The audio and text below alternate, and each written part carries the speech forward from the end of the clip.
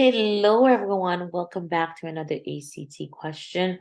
On this one right here, guys, we're looking at this little problem. Be careful with it. Make sure you read it carefully. It says if n is equal to 8, I'm going to underline that. And 16 times 2 to the m is equal to 4 to the n minus 8. What is the value of m?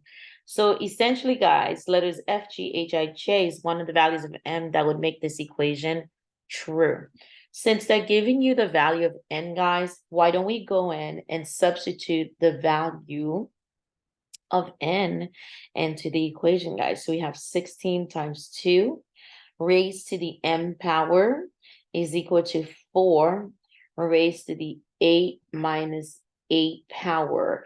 Now, how are we getting that? All I am doing, guys, is filling in that 8, which was given to us for n, into the equation here for n. Okay, so I'm just replacing that with 8. That's substitution, guys. So if we do the work, look at what we end up with, guys. We end up with 16 times 2 to the m is equal to 1. Now, at this point, well, actually, you know what? Let me do it the long way. 4 to the 0 power. Remember, guys, anything raised to the 0 power is equal to 1. So now I'm going to keep the left side, 16 times 2 to the m power is equal to 1. Okay, I was a little bit ahead of myself there. So now, guys, are we ready to go ahead and attempt to solve this problem? We're trying to solve for m. So we're going to isolate the exponential term by dividing both sides by 16, guys, okay? So this will become 2 to the m power equals to 1 over 16. Now, the rule for these fractions, guys, let's pay attention to this one right here. If you have a base raised to a negative exponent, guys, it's indicating that you have to take the reciprocal or change it into a fraction. So it would become 1 over x to the m. So likewise, vice versa, if you have a fraction, you can easily change that to a negative exponent because it's a fraction here.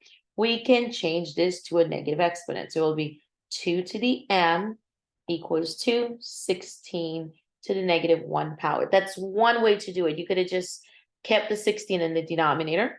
Now we're going to prime factor 16, guys. Let's do a prime factor tree on 16.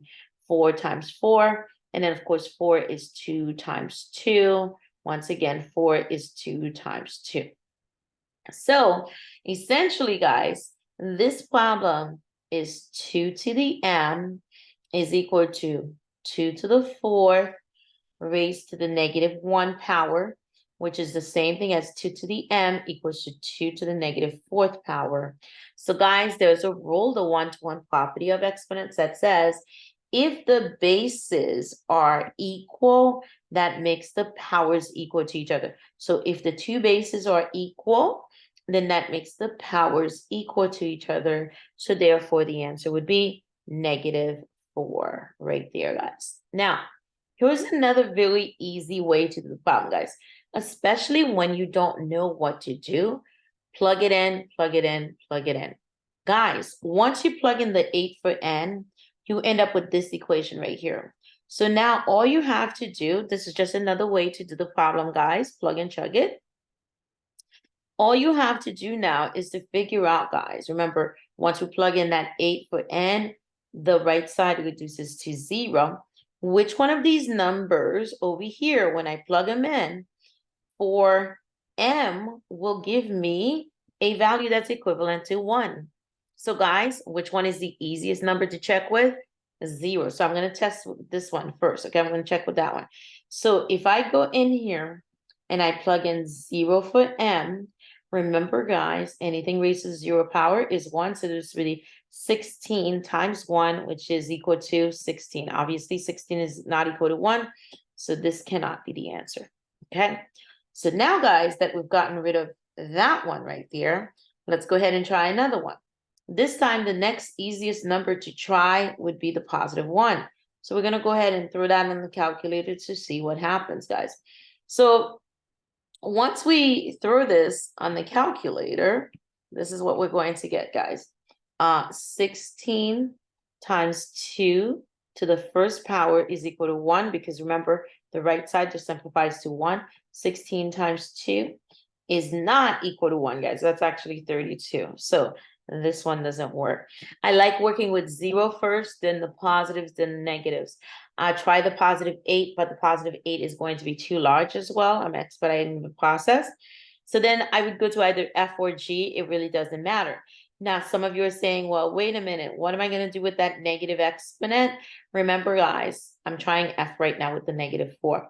Remember, you have a calculator that can do this. So throw it on a calculator, guys. Seriously, 16 times 2 to the -4th power. 2 to the -4th power. Remember earlier I told you that becomes a fraction. So that's going to be 1 over 16. And obviously, guys, the 16s, they cancel out. What are you left with? 1 on the left side, which is also equal to 1. So that's another way for you to do this by guessing and checking. Plug it in, plug it in, plug it in. So guys, hopefully this wasn't that bad. Remember, guys, on the ACT, you can use a calculator throughout, so make sure you bring a calculator. And some of these questions are very easy. Find the easiest questions and do those first and get them out of the way so you can build your confidence. Guys, until next time, bye.